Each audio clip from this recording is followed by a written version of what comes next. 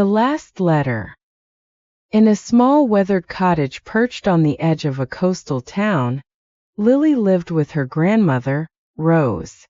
The house, with its faded blue shutters and overgrown garden, was filled with the scent of lavender and old books.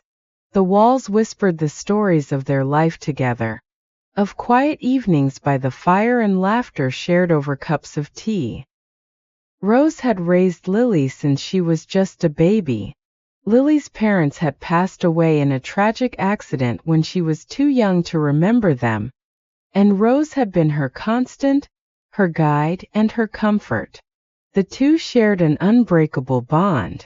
They were more than family. They were each other's entire world.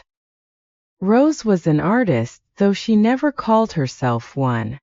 Her hands, now lined with age, had once painted vivid pictures of the sea, of flowers, and of memories.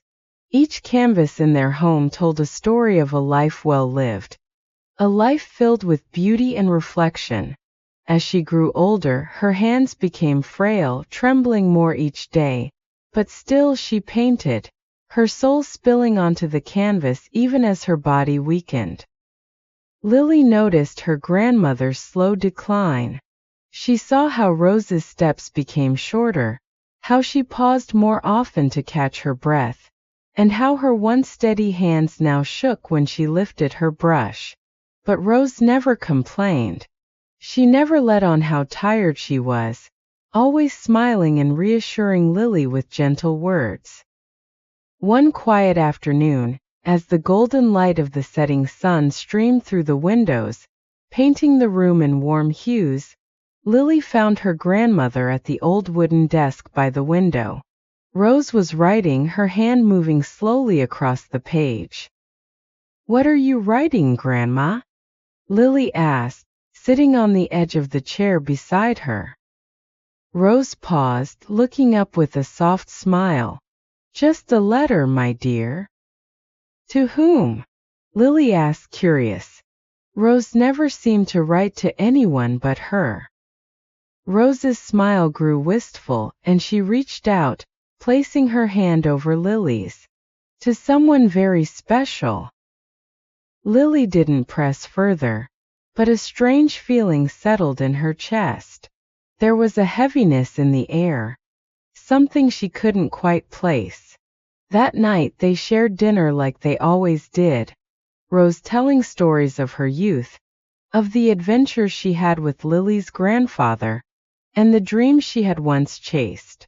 They laughed, and for a moment, everything felt just as it always had. But the next morning the world had changed. Rose didn't wake up.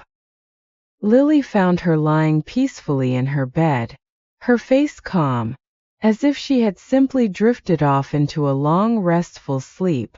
But Lily's heart shattered. The cottage that had always felt so full of warmth and love now seemed empty, the silence overwhelming.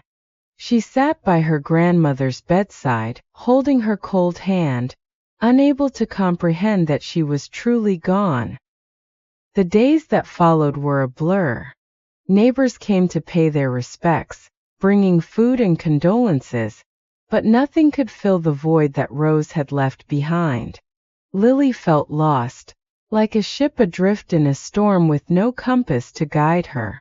The garden they had once tended together felt abandoned, the sea outside their window seemed distant and cold, and the house was filled with an unbearable quiet. It was a week after Rose's funeral that Lily found the letter. She had been going through her grandmother's things, carefully folding away old dresses and dusting off shelves when she noticed something tucked under her pillow.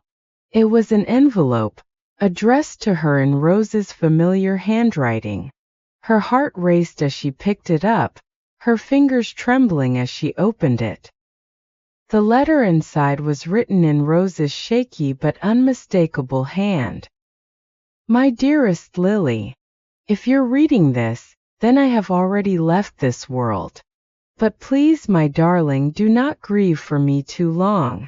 My time here was full, and my heart was always content, especially because I had you.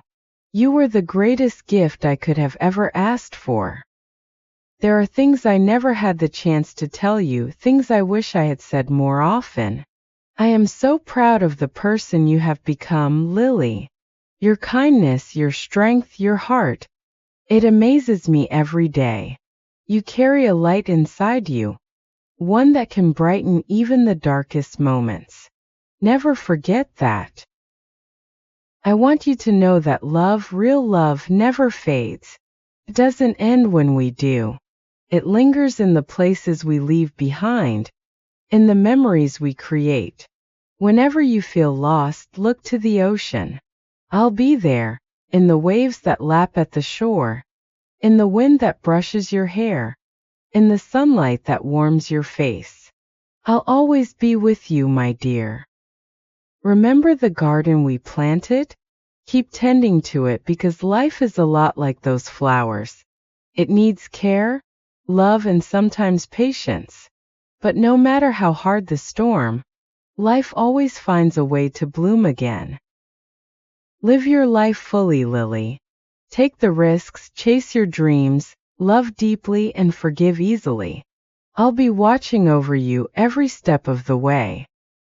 With all my love, Grandma Rose.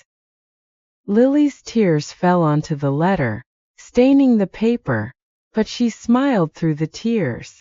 She held the letter close to her heart, her grandmother's words wrapping around her like a warm embrace.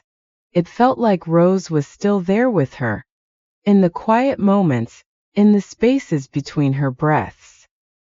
That evening, as the sun began to set, Lily walked to the shore.